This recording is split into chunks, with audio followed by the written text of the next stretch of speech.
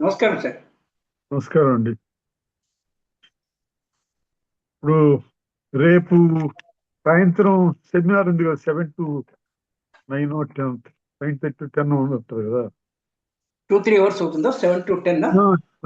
9:30 దాకా ఉంటుంది. 2.5 hours. Okay. అందుకని మీరు రేపు నైట్ మార్నింగ్ 9 కానీ 10 కానీ అని మాట్లాడతారా? ఉదయం రేపు మార్నింగ్ 9కా? 9కి. ఓకే. మీ టెంపుల్లో సరిపోద్ది, 9కి తగ్గిపోద్దా? తగ్గిపోద్ది అనుకుంటా సార్. లేకపోతే 11:30. 11:30. మధ్యాహ్నం 11:30. మధ్యాహ్నం బయటకు వెళ్తామేమో అనేసి. 6 అంటే మళ్ళీ సాయంత్రం మీరు అటు ఉంటారు కాబట్టి డబుల్ లోడ్ అవుతుందని నేను 6 కట్టలేదు. అదే అర్థమైంది.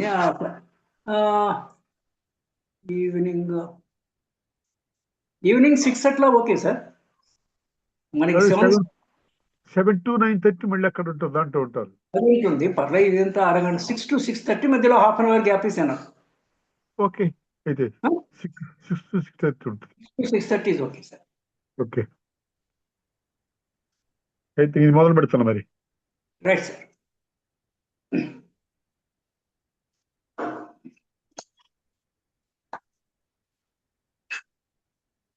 సంస్కృతి సంపద యూట్యూబ్ ఛానల్ తరపున అందరికీ స్వాగతం. జీవనయానం అనే శీర్షికలో శ్రీ త్రినాథ్ గారు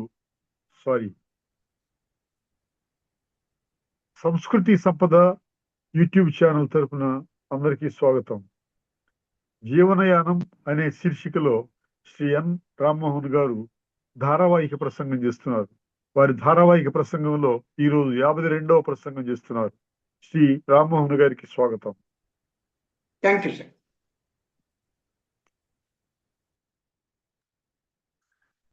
అందరికీ నమస్కారము. ఇంకొకసారి ఆంగ్ల నూతన సంవత్సర శుభాభినందనలు. ఐ థింక్ ఆల్రెడీ నేను ఆ విషయం అనుకున్నాం మనము. బట్ స్టిల్ ఇంకా వీక్ లాంగ్ సెలబ్రేషన్స్ అంటుంటాం మనము. అంటే ఇయర్ లాంగ్ యాక్టివిటీ ఉన్నప్పుడు కనీసం ఒక వారం రోజులైనా కూడా that celebration should go on అనేసి. That is one thing. నా మనము వివాహమైన తర్వాత ఫస్ట్ 7 years అయిపోయింది. అంటే ఉద్యోగాలు చేరితే మనకి ప్రొబేషనరీ పీరియడ్ అని ఉంటుంది.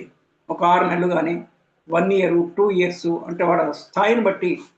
బ్యాంకుల్లో ఆఫీసర్లకి అయితే 2 years ప్రొబేషను, క్లరికల్ స్టాఫ్కి అయితే 6 నెలలు ప్రొబేషను, పెళ్ళిలో 7 years ప్రొబేషను. అంటే తర్వాత కన్ఫర్మ్ అన్నట్టు లెక్క. అంటే ఇది ఏ పద్ధతిలో అంటే డే 1 నుంచి ఉద్యోగాల్లో ప్రొబేషన్ 2 years 6 months ఉన్నా కూడా once confirm it is from the date of appointment. అలాగే from the day 1 of marriage, తాళి కట్టినప్పటి నుంచి కూడా వివాహం కన్ఫర్మ్ అయిన కిందికే లెక్క. కానీ ఇంకా మజ్బూత్ లీగల్ ఆస్పెక్ట్స్ ఇవన్నీ తీసుకుంటే పరిగణలోకి తీసుకున్నప్పుడు 7 years is a good thing. ఎట్లయితే ఇండ్లు కట్టేటప్పుడు మనం క్యూరింగ్ సరిగా చేయకపోతే బిల్డింగ్ నిలబడతో, first 7 years is a sort of curing. బిల్డింగ్లేమో సిమెంట్ సరిగా అతుక్కోవడానికి వేసే క్యూరింగ్, వాటర్తో క్యూరింగ్ చేస్తాము. ఇక్కడ అది కాదు. ఇక్కడ చేసేది ఏంటి? Mutually understanding, mutual tolerance. ప్రతి మనిషి ఇంకొక మనిషి మనం అనుకున్నట్టుగా ఉండాలి అంటే కుదరదు.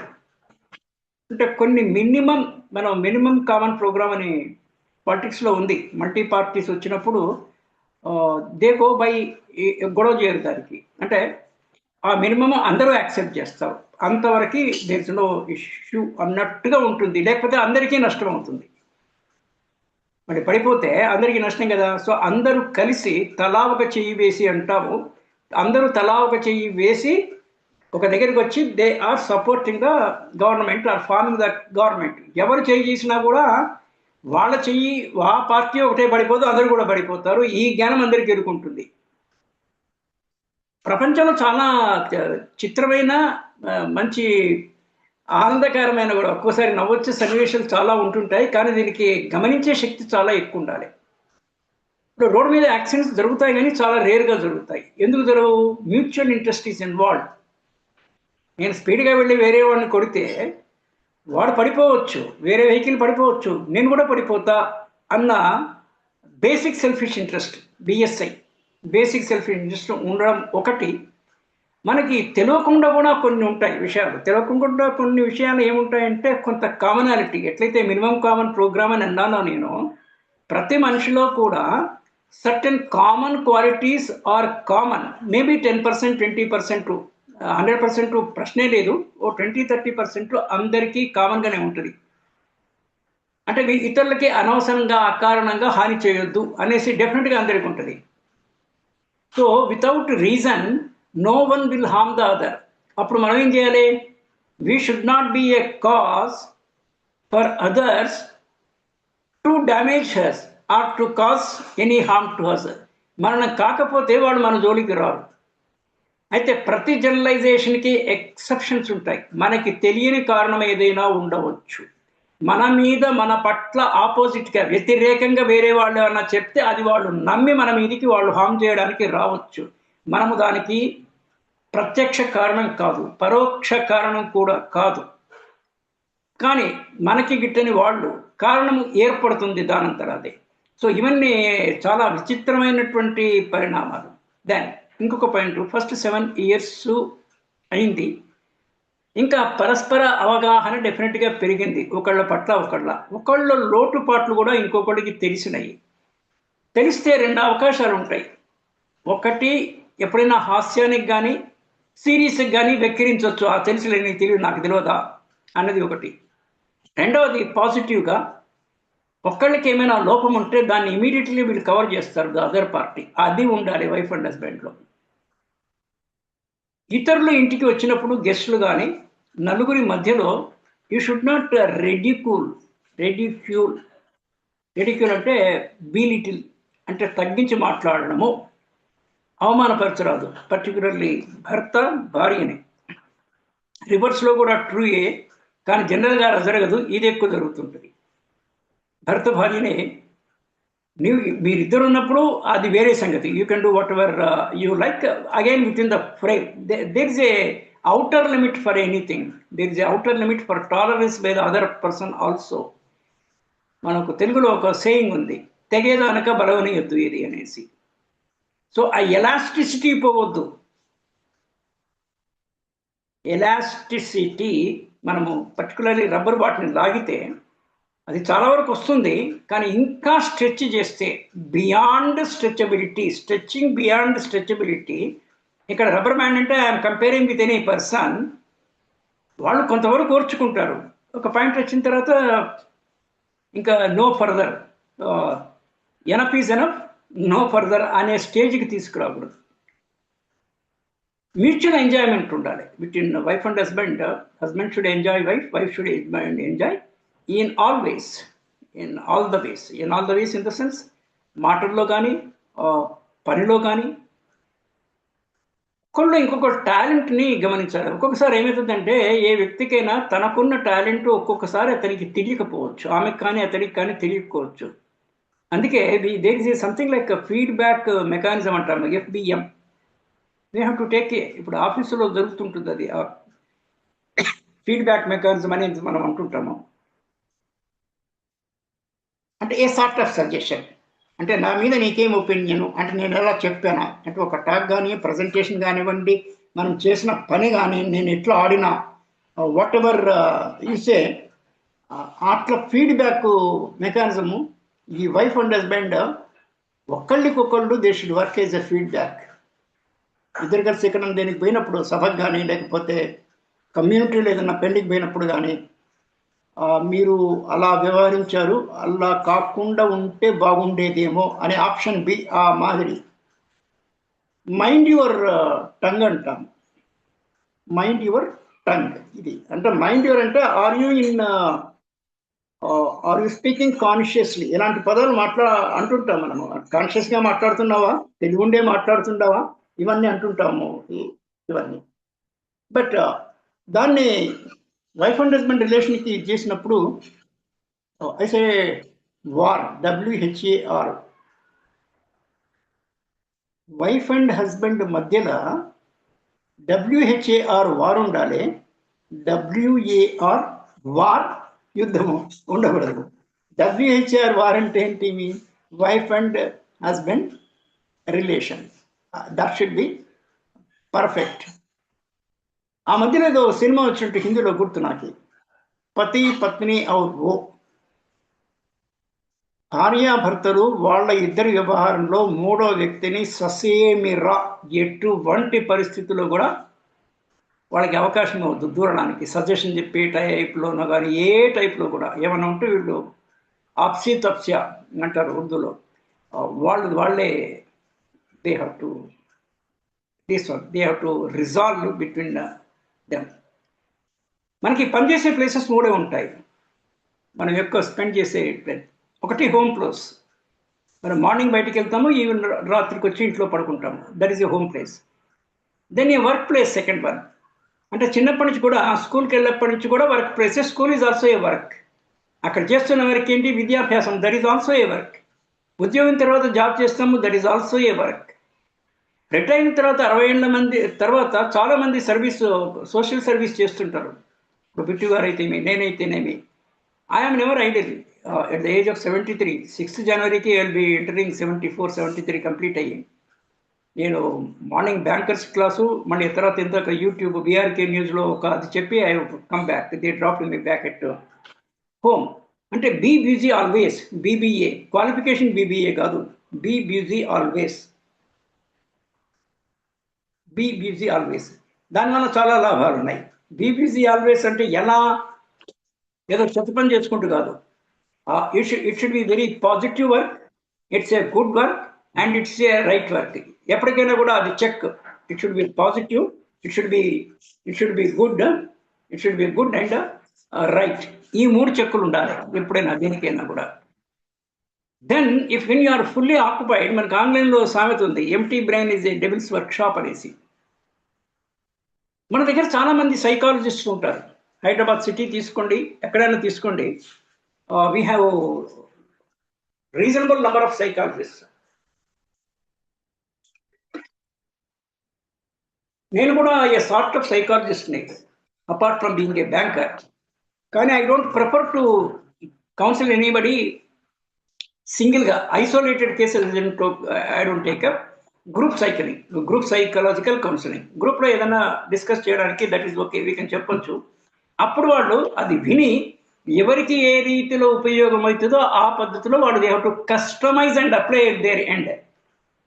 అంటే మనకి సామాన్యంగా ఒక విషయం వచ్చినప్పుడు అది యాజ్ ఇట్ ఈస్గా మనకి ఫిట్ కాకపోవచ్చు, కానీ కొద్దిపాటి మార్పు చేర్పులతో that may apply to us, and if you apply we may be benefited out of it. నేను ఒకసారి ఇట్లా దీంట్లో ఇన్ఫర్మేషన్లో ఏం చదివానంటే, ఒక భార్య సంథింగ్ వెళ్ళింది సైకాలజీ దగ్గరికి. ఆమె పాయింట్ ఏంటంటే, ఆమె మాట్లాడితే వినడానికి ఎవరు రెడీగా లేరు.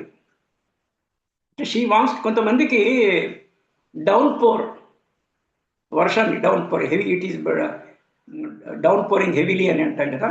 కొంతమంది వాళ్ళు they want to express their feelings. అది వాళ్ళ సైకలాజికల్ నెసెసిటీ.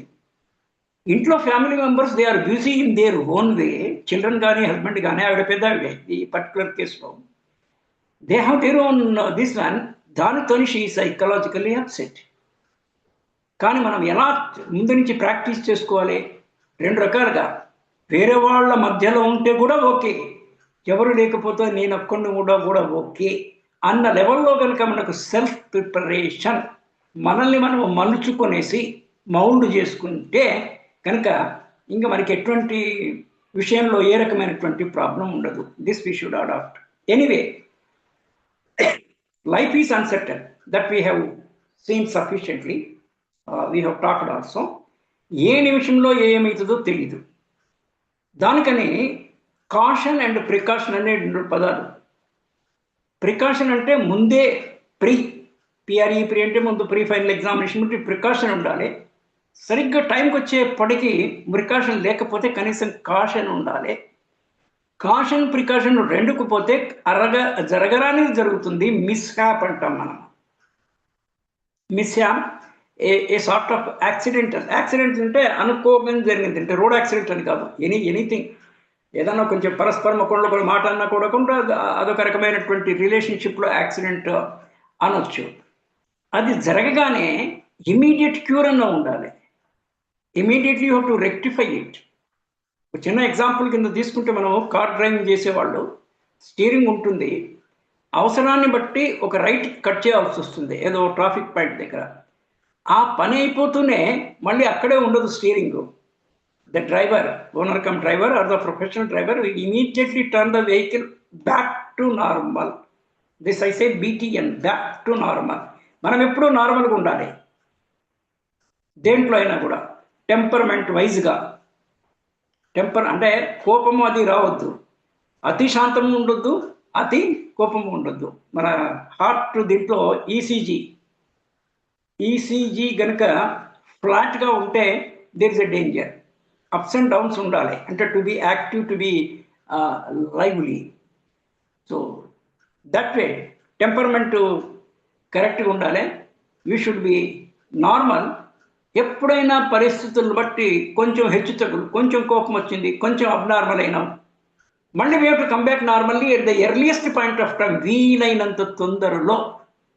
అంటే మనము చేసే పని పట్ల కానీ మాట్లాడడం కూడా పనే, ఏదైనా కూడా పడే, బ్రీతింగ్ నుంచి మొదలుపెట్టి, which is a constant activity. Whatever we're doing, sleeping, everything is a work. అంటే మనకున్నటువంటి టైంలో, మన జీవిత కాలంలో మనం ఎప్పుడు చేసేటివన్నీ కూడా పనులే. స్కూల్ టైంలో స్కూలు, తర్వాత కాలేజు, తర్వాత ఉద్యోగం చేయడం. సో మనకి హోమ్ ప్లేసు, వర్క్ ప్లేసు రెండు.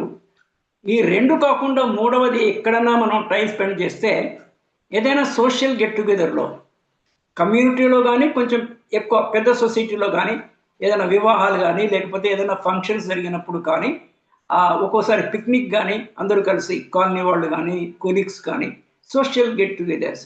ఈ మూడే రకాలైనటువంటి places where we spend time. ఈ మూడు చోట్లలో కూడా దేని కన్వెన్షన్స్ దానికి ఉంటాయి. అంటే అక్కడ ఉండేటువంటి పరిస్థితులు అంటే దానికి అనుగుణంగా మనల్ని మనం మలుచుకునేసి వ్యవహరించగలగాలి. వ్యవహార శైలి. మామూలుగా వ్యవహారం అంటే మనం బయటే అనుకుంటాము. ఏదైనా వ్యవహారమే. ఇంట్లో ఉండే వ్యవహారం ఇంట్లో ఉంటుంది. ఇంట్లో ఒక తిరిగి కూర్చుంటాము, బయట ఆ మాదిరి కూర్చోకూడదు. అంటే ఆ సన్నివేశాన్ని బట్టి, అంటే పబ్లిక్లో ఎలా ఉండాలి, ప్రైవేట్లో ఎలా ఉండాలి, all these things we should know. మనకి ఇమీడియట్గా ఫీడ్బ్యాక్ ఇచ్చేది in between wife and husband, వైఫ్కి హస్బెండ్కి వైఫ్ కనుక, వాళ్ళ ద్వారా మనం నేర్చుకొని we can correct our selves. Wife tells you, మీరు అలా కొంతమంది అలా చెప్పుకుంటుంటారు. అండ్ చిన్న చిన్న విషయాలే, but it have a much bigger influence on the others. లేకపోతే కొంతమంది చాలామంది ముక్కులో వేలు పెట్టుకుంటుంటారు. వాడు తమాషాగా చెప్తుంటారు మనకి, గోల్డ్ మైనింగ్ అనేసి. అంటే ఇవన్నీ చిన్న విషయాలే, కానీ చిన్నప్పుడు ఈ అలవాటు అన్న పదం వచ్చినప్పుడు జీవితం మొత్తం అలవాటు తప్ప ఇంకోటి లేదు. ఒక నిర్వచనము, ఒక అండర్స్టాండింగ్ ప్రకారము. సో మీ అలవాట్లే మీరు, నథింగ్ మోర్. అలవాట్లు మంచిగా ఉండొచ్చు, చెడుగా ఉండొచ్చు. మంచి ఉంటే మనం దాంట్లో దాని గురించి చర్చించాల్సిన పని లేదు. చెడు అలవాట్లు ఉంటే చెడు అలవాట్లు చేసుకోనేకూడదు. మనం నెంబర్ 1. పొరపాటున అలవాటు అయితే అది చెడ్డది అని తెలిసిన వెంటనే, స్టీరింగ్ ఎట్లయితే రైట్ నుంచి లెఫ్ట్ నుంచి సెంటర్కు తీసుకుంటున్నామో, you have to at the earliest get rid of the any bad habits. ఇంకోటి, పెళ్లికి ముందు ప్రీ మ్యారేజ్ హ్యాబిట్స్ ఏదైనా మనకు ఉండొచ్చు చెడ్డవి. ఐసే HMP వెనక నుంచి ప్రీ మ్యారేజ్ హ్యాబిట్స్. అవి వివాహ జీవితానికి కొంత అవరోధం అయ్యే అవకాశం ఉండేవి. అన్నీ ఉండక్కర్లా, కొన్ని ఉండొచ్చు. We should be mindful of it. We should be always ever conscious of what we are doing.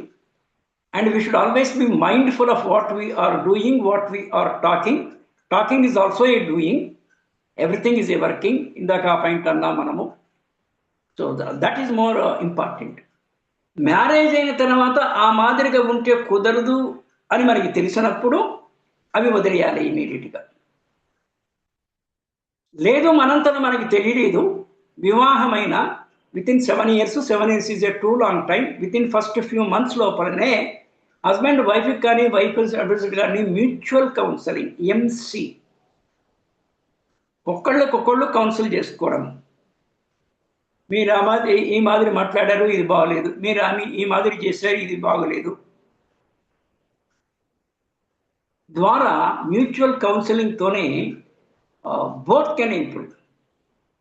And husband and wife should mutually ఎవరిలో ఏమో టాలెంట్ ఉందో వాళ్ళు గమనించి వాళ్ళకి చెప్పి ఎక్స్ప్లెయిన్ చేసి, know you have this talent అని మోటివేట్ చేసి ఆ టాలెంట్నికి వెలికి తీయగలగాలి. వెలికి తీస్తే ఏమవుతుంది? If you are a talent person and you are exhibiting your talent, it pays you money. పేరు ప్రఖ్యాతులు, పేరు, ధనము, ప్రఖ్యాతి ఇవన్నీ వస్తాయి. చాలామందికి టాలెంట్ ఉండి కూడా ఆ టాలెంట్ను ఉపయోగించుకోలేని వాళ్ళు, ఉపయోగించుకోవడం అంటే మార్కెట్ చేసుకోలేని వాళ్ళు కూడా చాలామంది ఉన్నారు. చాలా కారణాలు ఉంటాయి, చిన్న చిన్న కారణాలు. కొందరికి వాట్ ఈజ్ దట్ ఈజ్ అంటే చొరవ ఉండదు. అంటే మనకి ఏదన్నా అవసరం ఉన్నప్పుడు మనం వెళ్ళి ఎవరినైనా కలవాలి కదా. చొరవ ఉండాలంటే కొంచెము బిడియము, భయము వదిలేయాలి. బీబీ అంటే కొంతమందికి బిడియము కానీ భయము కానీ విసే మొహమాటము, ఇవన్నీ మొహమాటం ఉండకూడదు. ఏమాత్రము జంకాల్సిన పనే లేదు, భయపడాల్సిన పని లేదు. ఎవరినంటే వాళ్ళు ఫ్రీగా కలవగలగాలి, మాట్లాడగలగాలి. ఇవన్నీ ఎట్లొస్తాయంటే ఇప్పుడు ఈ ఏజ్లో ఉండేటువంటి couple, we're talking about 35 to 40 years, చిన్నపిల్లలంటే ఒక 4-5 years వచ్చినప్పటి నుంచి వాళ్ళకి సఫిషియంట్ ఎక్స్పోజర్ ఇవ్వాలి. So that when they become, అంటే టీన్స్ యూత్లో ఉన్నప్పుడు వాళ్ళకి జంకు అనేది లేకుండా, you take them to the bank. మీరు బ్యాంక్ ఆపరేషన్స్కి వెళ్తున్నారు, మీ బాబుని తీసుకెళ్ళండి, 7-8 years బాబును అమ్మాయిను. So they will have the environment. School అంటే ఇలా ఉంటుంది, స్కూల్ ఎట్లో వాళ్ళు వెళ్తారు. Other things, exhibition. ఇప్పుడు ఎగ్జిబిషన్ స్టార్ట్ అయింది 1st January నుంచి హైదరాబాద్లో, ఎవ్రీ ఇయర్ జరుగుతూ ఉంటుంది. టు ఏ సర్కస్లు ఈ మధ్యలో తగ్గాయి, సర్కస్ రావట్లేదు, అంటే రేర్గా వస్తాయి. ఇప్పుడు ఆయన వచ్చినప్పుడు take to a circle, take to A temple ఎట్లా ఉంటుంది? This is all socialisation. మనం చాలామందిని చూస్తుంటే చాలామంది ఇంట్రోవర్ట్స్ ఉంటారు. అంటే చిన్నప్పుడు కనుక వీటి నుంచి బయటపడకపోతే అవి అలానే కంటిన్యూ అవుతుంటుంది. మ్యారేజ్ అయిన తర్వాత కొంచెం ఒక్కొక్కసారి లిటిల్ ఇబ్బందిగా ఉండొచ్చు, ఇంట్లో ఇబ్బందిగా ఉండొచ్చు విత్ ద స్పౌస్, ఆఫీసులో కూడా ఇబ్బందిగా ఉండొచ్చు. సో కొన్ని వదిలేసుకోవాలి. అంటే భయము ఉండాలి. ఎంతవరకు ఉండాలి? తప్పుడు పని చేయకుండా ఉండడానికి ఒక డిఫెన్స్ మెకానిజము, ప్రొటెక్షన్ అంతవరకు భయము, భీతి ఉండడం మంచిది.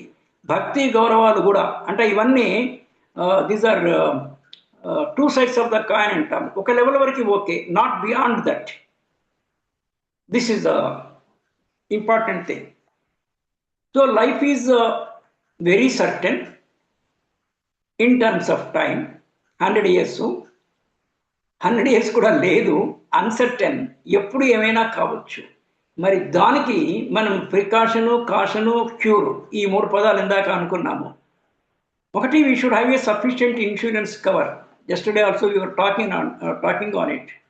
కంపెనీస్లో అయితే కీ పర్సన్ ఇన్సూర్ అంటాం. ఫ్యామిలీలో హెడ్ ఆఫ్ ద ఫ్యామిలీకి there should be a sufficient information, so that భర్త పోయిన తర్వాత పిల్లలు ఉండి, ఏదో ఒకళ్ళు ఇద్దరు చిన్నపిల్లలు ఉన్నారు, భార్య ఉన్నారు, వాళ్ళు భర్త ఉన్నప్పుడు ఎంతైతే సొసైటీలో ఎంత గౌరవప్రదంగా బతికారో ఇన్ టర్మ్స్ ఆఫ్ ఫినాన్స్, దానికి ఏమాత్రం తగ్గకుండా, భంగము కలగకుండా they should get that insurance capital amount so that they can put in fixed deposit and live comfortably.